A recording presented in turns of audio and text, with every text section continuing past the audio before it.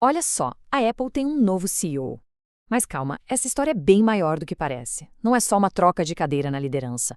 A chegada do John Ternus ao comando da empresa mais valiosa do mundo levanta uma discussão muito mais profunda. Quem, afinal, vai dar as cartas no nosso futuro digital? Porque no fim das contas, essa transição não é só sobre a Apple, sabe?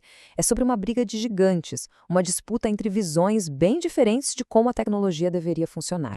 E olha, o que for decidido agora vai moldar o jeito que a gente vive, trabalha e se conecta por muitos e muitos anos. Beleza, então vamos mergulhar nisso. Para a gente entender o tamanho da coisa, primeiro o básico, os fatos. O que está mudando exatamente lá na chefia da Apple? Então, o cenário é o seguinte. De um lado, o Tim Cook, que ficou um tempão como CEO, agora vai para uma posição de Executive Chairman. É um cargo mais estratégico, mais ligado ao conselho. Do outro lado, quem assume a cadeira de CEO é o John Ternus. E aqui está o pulo do gato. Ele vem da área de engenharia de hardware. Isso é super importante. Escolher um cara que é especialista na parte física, que já liderou os times do iPhone, do Mac e até do Vision Pro, isso mostra que a Apple está apostando tudo de novo no aparelho, no dispositivo, como coração de tudo. Só que o John Ternus não está pegando uma folha em branco, não. Longe disso. Ele está herdando uma empresa que tá no topo do mundo, mas ao mesmo tempo está pisando num verdadeiro campo minado, cheio de desafios gigantescos. E a lista de pressões é enorme. Tem as guerras na justiça por causa das taxas da Apple Store, investigações de monopólio em tudo quanto é canto do mundo, a dependência complicadíssima da produção que vem da China, a corrida maluca para não comer poeira, inteligência artificial e, claro, aquela pressão de sempre para inventar a próxima grande revolução, né? E essas brigas são pesadas. Pega o caso da Epic Games, que ficou super famoso. A justiça obrigou a Apple a deixar os desenvolvedores usarem sistemas de pagamento de fora da loja. E o que a Apple fez? Criou uma nova taxa de 27% para quem fizesse isso. Muita gente viu isso como uma bela driblada na decisão da justiça. E claro, a briga continua pegando fogo. E quando a gente fala em briga, a gente fala em dinheiro. E muito dinheiro. Só para ter uma ideia, lá na Índia, a Apple pode levar uma multa de 38 bilhões de dólares. Tudo por causa de acusações de abuso de poder na loja de apps. De repente, uma discussão que parecia abstrata vira um risco bem concreto para o bolso da empresa. Para entender de onde vem tanta confusão, a gente precisa olhar para a filosofia da Apple, para o jeito que ela pensa. E tem um jeito bom de explicar isso, que é pensar no modelo de condomínio deles.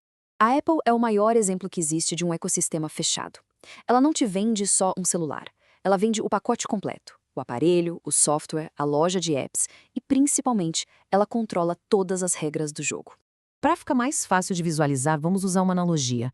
Imagina que a Apple é um condomínio de luxo, daqueles bem chiques. Lá dentro desse condomínio é tudo incrível, lindo, seguro, tudo funciona junto que é uma beleza. Os aparelhos se falam, a experiência é super fluida. Só que tem um porém, né? O síndico desse condomínio, que no caso é a Apple, é quem manda em tudo. É a Apple que decide quem entra, quem não entra, quanto se paga de taxa e o que pode ou não pode ser feito ali dentro. E esse papel de síndico, de administrador todo-poderoso, é o que o pessoal que regula o mercado chama de gatekeeper. É tipo o porteiro do sistema, é quem fica ali na cancela controlando o acesso de todo mundo. Ok, se a Apple é esse condomínio fechado, super controlado, qual seria a outra opção? E é aí que a conversa sobre a tal da Web3 começa a fazer sentido. A ideia central da Web3 é justamente essa. E se a internet fosse menos como um condomínio privado e mais como uma cidade aberta, uma praça pública? É importante entender que a Web3 não é um produto que se compra. É mais uma tentativa, uma busca por respostas para perguntas que o modelo de hoje não responde muito bem. Perguntas do tipo: quem é o dono de verdade das nossas coisas digitais, da nossa identidade na rede? Como é que a gente pode criar coisas novas sem ter que pedir bênção para o porteiro? E, principalmente, como é que a gente diminui a dependência desses gigantes que controlam tudo? Mas aí, bem na hora que esse debate entre o condomínio fechado e a cidade aberta está esquentando, aparece uma tecnologia nova que pode simplesmente virar a mesa e mudar o jogo todo de novo: a inteligência artificial.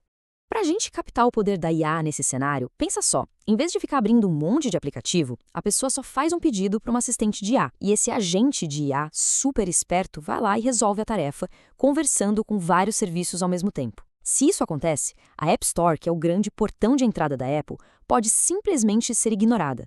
Ela perde o lugar dela no centro de tudo e a Apple perde uma fonte de receita gigantesca.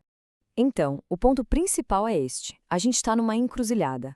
Essa troca de comando na Apple não podia acontecer num momento mais crítico, um momento em que as bases da internet que a gente conhece estão sendo totalmente questionadas.